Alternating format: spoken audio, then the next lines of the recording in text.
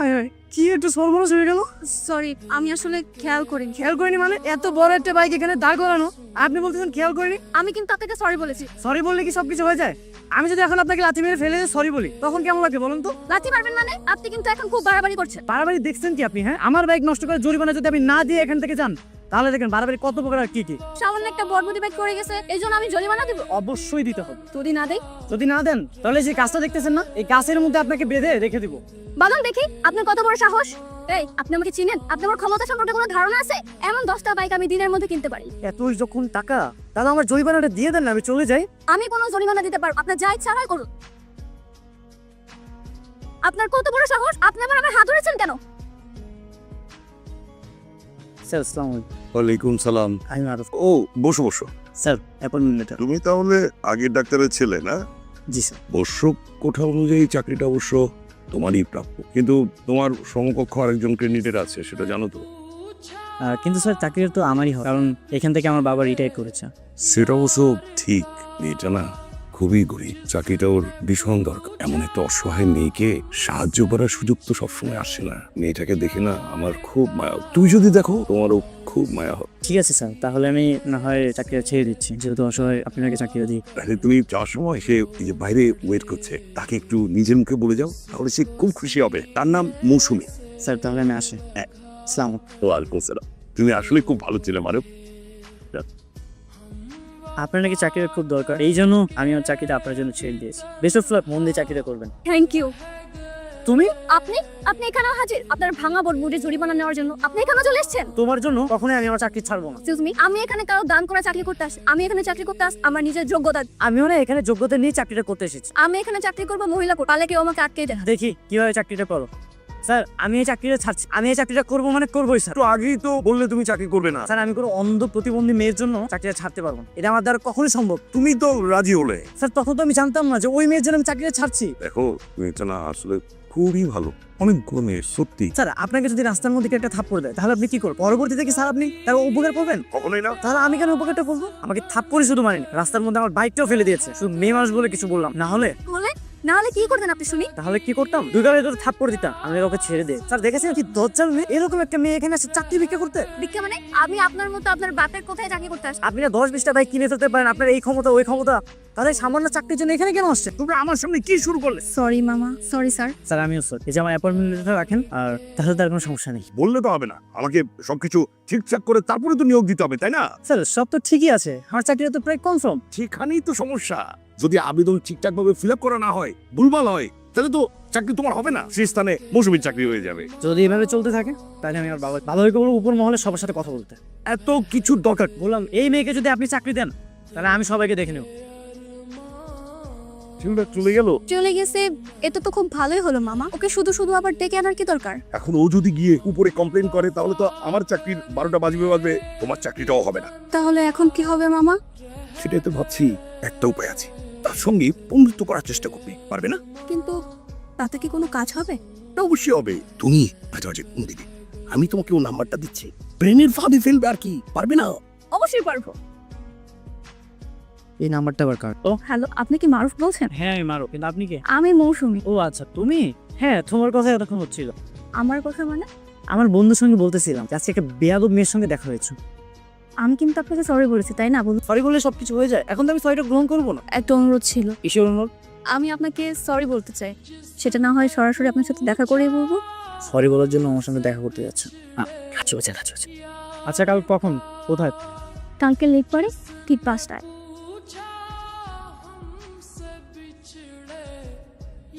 আচ্ছা কথা বলতে হলে আমি কি জন্য রেখেছো? মোবাইলে তো সব কথা বললাম। আপনার সাথে ওরকম খারাপ ব্যবহার করার জন্য সত্যি আমি খুবই অনুতপ্ত। হ্যাঁ ঠিক আছে ইটস ওকে। আচ্ছা, আরেকটা অনুরোধ ছিল। আবার কি? আপনি আবার চাকরিতে কোনো ঝামেলা করবেন না তো? যে কোনো ঝামেলা করবো না সেটা কেন বললা? আপনি তো চাকরিটা ছেড়ে দিতেই চাচ্ছে, কিন্তু আমার সাথে তো রাত ছিল বলে। তুমি এই চাকরি আসাটা না বাদ দিয়ে দাও। কিন্তু আর কোনো কিন্তু নেই, তোর কথা শেষ হয়েছে। কিন্তু আমার চাকরিটা। আবার চাকরি? আল্লাহ হাফেজ।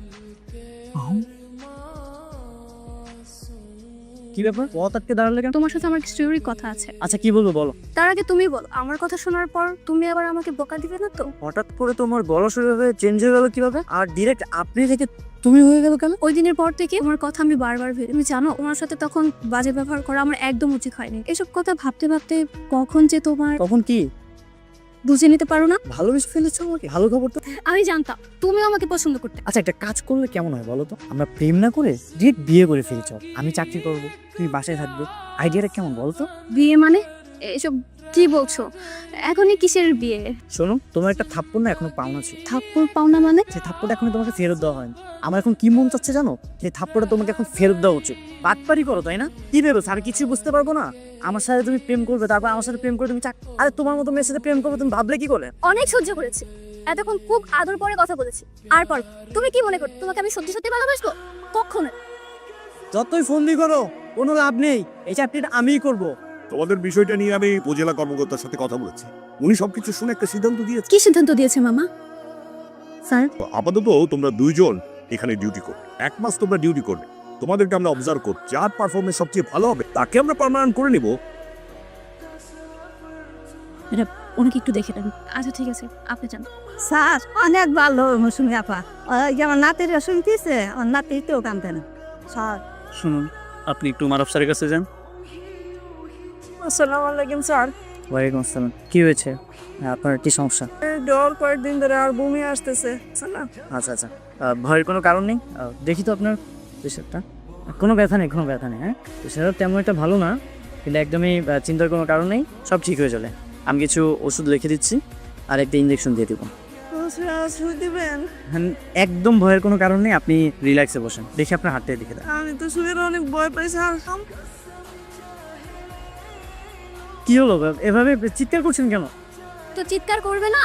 তুমি নিশ্চয়ই উল্টাপাল্টা কোনো জায়গায় ইনজেকশন দিয়েছো। তুমি এভাবে রুগীকে কষ্ট দিয়ে তো কাজ করতে পারো।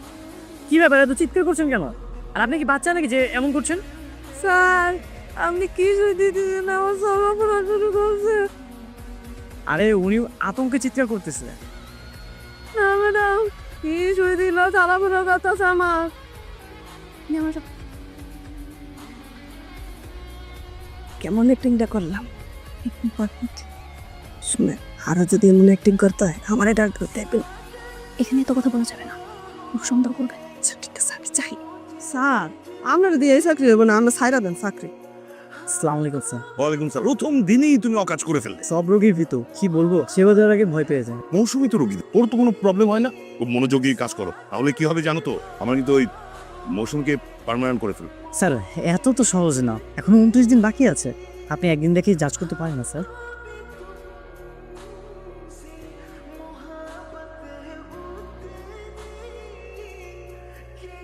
জি স্যার। তোমাকে যে ডেট এক্সপায়ার ওষুধগুলো ফেরত দিয়ে নতুন ওষুধ আনতে বলেছিলাম, এনেছো? হ্যাঁ স্যার, এনেছি তো। ওই দেখাও। এই যে স্যার, এগুলো তো সব আগের ওষুধ। আমি তো পুরনো ওষুধগুলো ফেরত দিয়ে নতুন ওষুধ এনেছি। ফার্মেসিতে নতুন ওষুধগুলো বিক্রি করে এই কাজ করছো না? কি বলেন? বিশ্বাস করেন আমি এমন কিছু করিনি। আমি তো তোমাকে হাতে হাতে ধরলাম, তাই না? কিভাবে কি হয়ে গেল আমি কিছু বুঝতে পারছি না। এখন বাসে যাও, আজকে তোমার আর ডিউটি করতে হবে না। আমাদের প্ল্যান সাকসেস এখন আমার চাকরিটা পার্মানেন্ট থাকবে তো? হোপফুলি। আরফ, জি স্যার। তোমার আর এই চেয়ারে বসে চাকরি করার দরকার নেই। উপর মহল থেকে তোমার 1 মাসের পারফরমেন্সের উপর নেগেটিভ রিপোর্ট এসেছে। তারা মৌসুমকে পার্মানেন্টলি বহাল করে তোমাকে ছাঁটাই। তোমার আর এখানে দরকার, তুমি আসতে পারো। কি ব্যাপার, এখানে একা একা বসে আছো যে? এখনই বাসায় চলে গেলে বাবা জিজ্ঞাসা সকাল সকাল কিভাবে চলে এলেন। আমার চাকরিটা হয়নি জানলে বাবা অনেক কষ্ট পাবে। ঘরে বাবা অসুস্থ, আর এদিকে আমার চাকরিটাই হচ্ছে না। নিজেকে খুব অপরাধী মনে হচ্ছে। আরে ধুর, বাদ দাও। আমি দেখি কোনো একটা বেসরকারি প্রতিষ্ঠানে যতদিন চাকরিটা পাবো না একটু কষ্ট হবে, ভালো হবে। কি বলছো এসব? এত কিছু করে আজকে তোমার চাকরিটা পার্মানেন্ট হলো, আর এখন তুমি বলছো চাকরি করবে না? আপনি তো খুব ভালো করে জানেন আমি আমার শখের বসে চাকরিটা করতে এসেছিলাম, কিন্তু এখন আমার মনে হচ্ছে আমার থেকে মারুফের জন্য কাজটা খুব ইম্পর্টেন্ট। আপনাকে কল করুন, কল করে বলুন ওকে চাকরিতে জয়েন করতে, আর আমি চাকরিটা ছেড়ে দিয়েছি। তুমি শিওর তো? হ্যাঁ মামা। শোনো, তোমার জন্য একটা গুড নিউজ আছে, তোমার চাকরি পার্মানেন্ট হয়ে গেছে। আরে মৌসুমি চাকরি ছেড়ে দিচ্ছে, আমরা তোমাকে পার্মানেন্ট করে নিব। চাকরি ছেড়ে দিয়েছে কেন? সেই কথা আমি তোমাকে পরে সব বুঝিয়ে বলবো, যে সকালে কাগজপত্র নিয়ে ক্লিনিকে চলে আসো, ঠিক আছে? জি স্যার, আমি চলে আসবো। আসসালামু আলাইকুম। ওয়ালাইকুম সালাম। পেয়েছে? হ্যাঁ মামা, আপনাকে অনেক অনেক ধন্যবাদ। আমি তাহলে এখন আসি। চাকরিটা আমার সত্যি সত্যি অনেক দরকার ছিল। হ্যাঁ, এখন আর কোনো টেনশন কাজ করতেছে না। তোমাকে একটা কথা জিজ্ঞেস করতে চাই। তুমি তো একদিন বলেছিলে চাকরি বাদ দিয়ে তোমার বাসায় বউ হয়ে থাকতে। এখন তো আমি তোমার জন্য চাকরিটা ছেড়ে দিয়ে, তারপর বলো অফারটা কি এখনো রয়েছে? সে যদি রাজি থাকে আমার কোনো আপত্তি নেই। আমি তো বউ হওয়ার জন্য রেডি। তুমি আমাকে তোমার করে নেবে তো? সে একটা থাপ্পড় এখনো বাকি থেকে গেল না।